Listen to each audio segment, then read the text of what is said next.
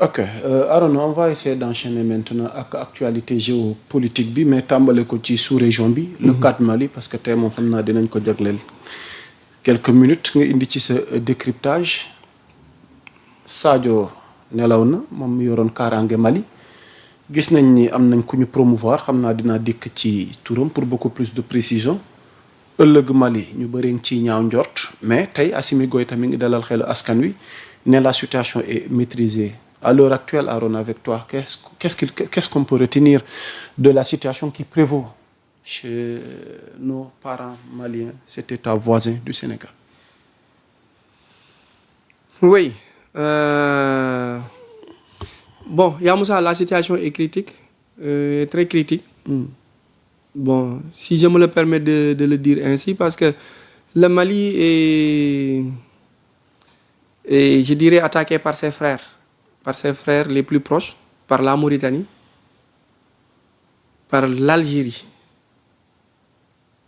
la Côte d'Ivoire au sud, l'Algérie et la Mauritanie au nord, parce que vu la situation entre les 5 régions du nord,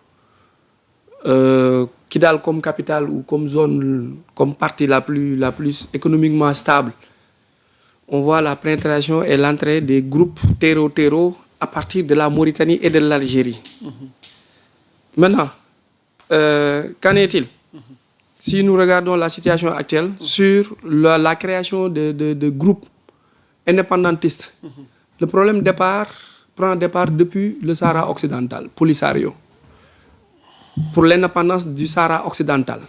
Un problème marocain-algérien que l'Algérie ne supporte pas parce que l'Algérie, son premier rival, c'est le Maroc. Donc l'Algérie est en train de tout faire économiquement, diplomatiquement pour réduire le Maroc à centre. Maintenant, c'est cette même Algérie qui pompait le pétrole malien de 1962 à 2022. De 1962 à 2022, le pétrole malien était, ou bien a été, ou bien, comment on dit, était pompé par l'Algérie. Donc toute la richesse algérienne provient du nord Mali.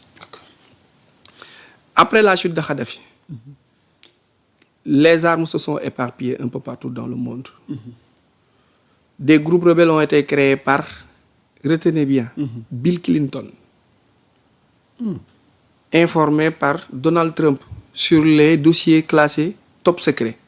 Le Daesh, l'État islamique, a été créé par Clinton. L'Al-Qaïda a été créé par CIA.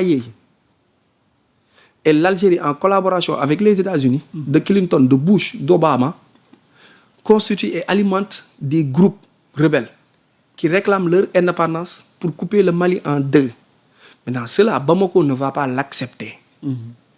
Jamais Bamako ne va céder. Certes, c'est un peuple, les Targui, les Touaregs, là, c'est un peuple un peu différent du sud, des habitants de Kidira-Kaï, de Momti, de Sikasso, de Bamako. Il y a une différence. Mais cela ne justifie pas que Assimi va se laisser faire, que le Mali sera coupé en deux. La France, derrière tout ça, orchestre les attaques et le financement.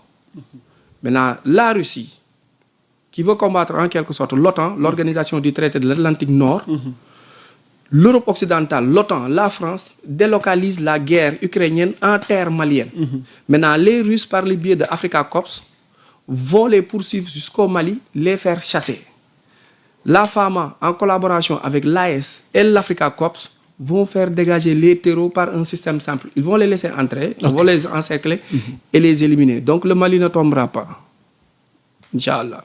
Ok, donc moom la ñu yaakaar en tout cas ñu ngi ñaan yàlla yal na yàlla def jàmm. Alors au-delà du Mali, place maintenant à la situation qui prévaut foofu au Moyen-Orient diggante américains yi ak ñi nga xamante ni ñoom ñooy waa Iran. Dafa mel ni ci xibaar yi ñuy mujj jot accord am na pour cesser le feu. Tu confirmes wala tey situation bi tey fan la toll? Mais accord cesser le feu am na bu yàgg. Accord cesser le feu entre les États-Unis et l'Iran. Donald Trump fii nga mujj. On a entendu ça fait combien de semaines déggoo Kan fii nga mujj c'est kii da nga. Mais qui a proposé? qui a mis sur la Donald table Trump. waaw mais avec les points avec ses points moom. mais Donald Trump moom moo woote jàmm. oui c'est lui moo qui a ñaan fi mu proposé. ne nii ñu parce que xalaatul woon ni vraiment iranien yi dinañ déployer une telle force une telle maîtrise. de non la situation. xalaatoon na ko. yaa parce que Donald Trump daf ci am mbetteel. xalaateewul woon tey jii ni Iran naka te àgg na fii ci xarañ àgg na fii ci mën a jàmmaarloo. léegi je te dis une chose. ba finalement da ngeen a mujj jënd glace. léegi je te di dis woote à table pour ñu jéem a xool négocier. léegi je te dis une chose. laquelle chose Arona. Donald nangul ba loolu. waaw d'accord moom ci laa ñëw léegi ma wax la benn affaire. ça va choquer encore. Donald Trump est plus informé. sur ce qui se passe au Sénégal que Diomaye Faye. Diomaye Faye. waaw Trump moo gën a xam. bu bëggoon xam tey Sénégalais yëpp ñun yeewoo. tey moo gën a xam wala bu bëggoon xam. su bëggoon xam mooy ça veut dire que moo gënoon xam tey Diomaye bu bëggoon xam tey am na information yu koy rëcc. mais le renseignement américain est super puissant ba tey lu mu bëggoon xam tey Sénégal da koy am tey balaa muy tëdd ci lal da koy yor. li ngay wax ni yaa ngi koy seetaan. waaw ñun suñuy machine dañ ko héberger ñun amul benn serveur bu ñu créé suñuy plateforme informatique yu yore suñuy information dëkk fan lay jóge du Europe ak Amérique. donc ñoom jóge fa taxul bañ a am. déet léegi ñoom ñoo yor suñu ñun nous sommes sous écoute. nous sommes sous écoute.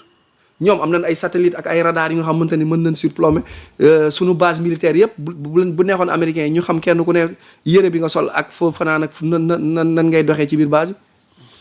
kon bu nee Trump xamul woon ni Iran am na lii non le renseignement américain dépassé na dem ci dans une compétition dans une guerre te maîtriser wul ku muy fekk sur le terrain.